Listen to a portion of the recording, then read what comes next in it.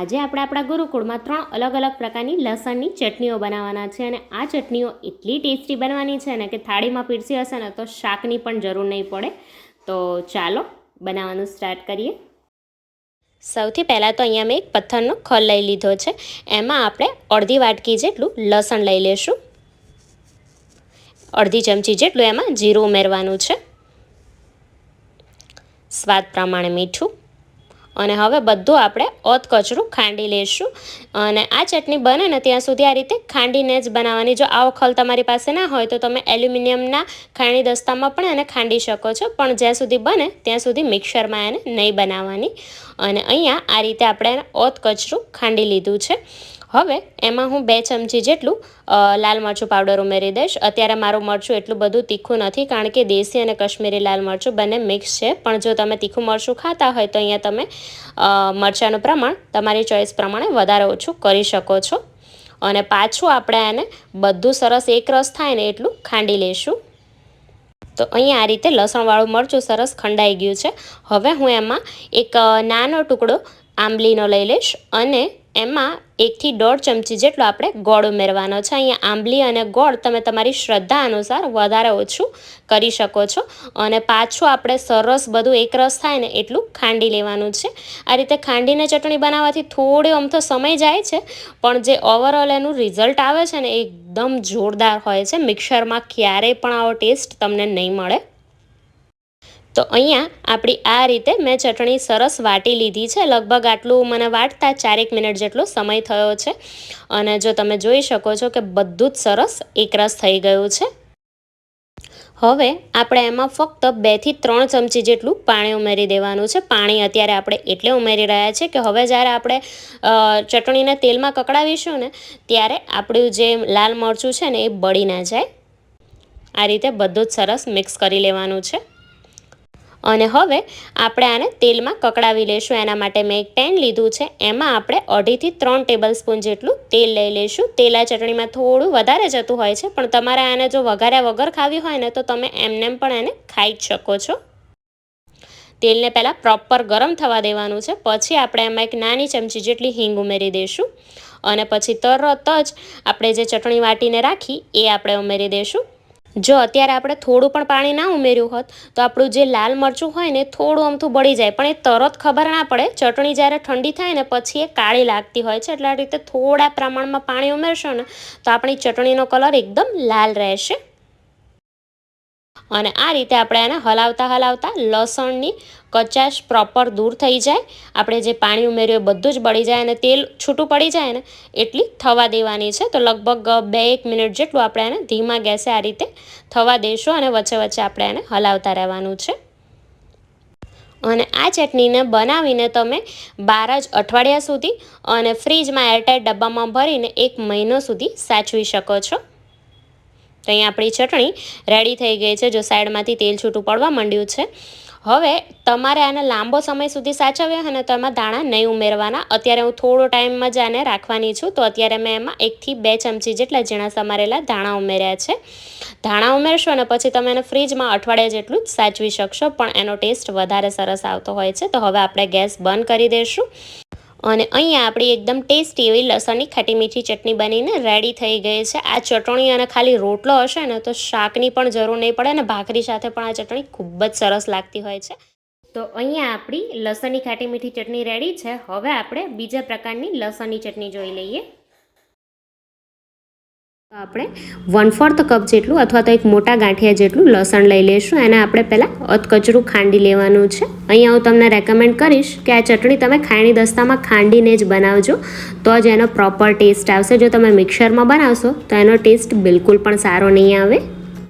જો અહીંયા લસણ અધકચરું લગભગ ખંડાઈ ગયું છે. હવે એમાં 1 ચમચી જેટલું જીરું, સ્વાદ પ્રમાણે મીઠું અને 1.5 થી 2 ચમચી જેટલું આપણે એમાં લાલ મરચું નાખવાનું છે. તીખાશ અહીંયા તમે તમારા ટેસ્ટ પ્રમાણે વધારે ઓછી કરી શકો છો. હવે આપણે આને બધું સરસ એકરસ થઈ જાય એટલું વાટવાનું છે. જો અહીંયા મરચું સરસ એકરસ થઈ ગયું છે. હવે હું એમાં અડધા કપ જેટલા લીલા ધાણા નાખીશ. અહીંયા આપણે જેટલું લસણ લીધું હોય એના કરતાં ડબલ ક્વોન્ટિટીમાં ધાણા નાખવાના છે. હવે આપણે ધાણા અને લસણનું મરચું સરસ મિક્સ થઈ જાય એટલું આપણે એને ખાંડવાનું છે.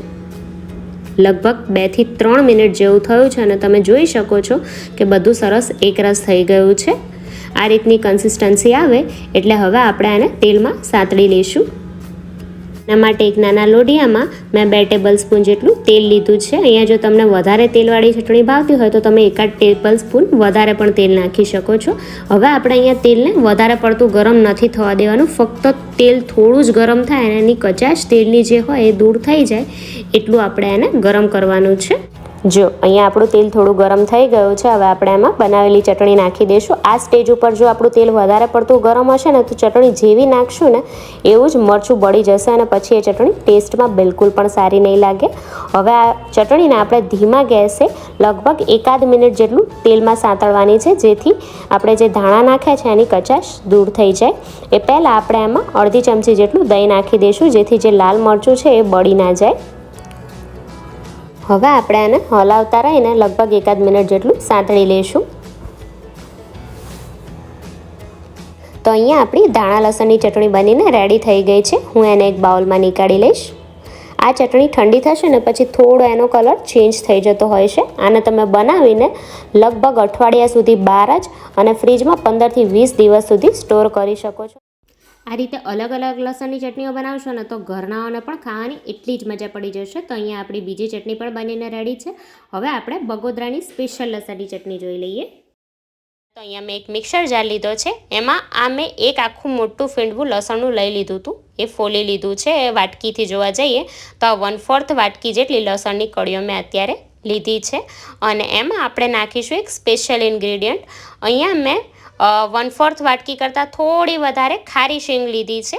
એ એમાં આપણે ઉમેરવાની છે. જનરલી આપણે શેકેલી શીંગ અથવા તો જે કાચી શીંગ હોય ને એમાંથી ચટણી બનાવતા હોઈએ છીએ, પણ ખારી શીંગમાંથી કોઈ દિવસ ચટણી નથી બનાવતા. પણ આ ચટણી ખાવામાં ખૂબ જ સરસ લાગે છે. પણ જેટલું લસણ હોય ને એના કરતાં જે આપણે ખારી શીંગ લઈએ ને એનું પ્રમાણ થોડું આપણે વધારે રાખવાનું હોય છે. એટલે અત્યારે મેં 1/4 વાટકી કરતાં થોડી વધારે શીંગ લીધી છે. એમાં આપણે સ્વાદ પ્રમાણે મીઠું ઉમેરી દેવાનું છે. આપણે અત્યારે ખારી શીંગ લીધી છે એટલે પહેલેથી વધારે મીઠું નહીં ઉમેરી દેવાનું. ચટણી બનશે ને પછી હું ટેસ્ટ કરી જોઈશ અને પછી જરૂર પ્રમાણે આપણે એમાં મીઠું ઉમેરવાનું છે.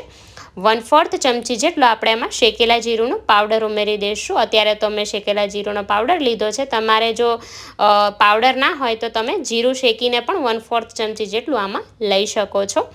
અને 2 ચમચી જેટલું આમાં હું લાલ મરચું પાવડર ઉમેરી દઈશ. આ મારું દેશી અને કાશ્મીરી બંને લાલ મરચું મિક્સ છે એટલે હું 2 ચમચી જેટલું ઉમેરી રહી છું. આ બહુ તીખી નહીં બને.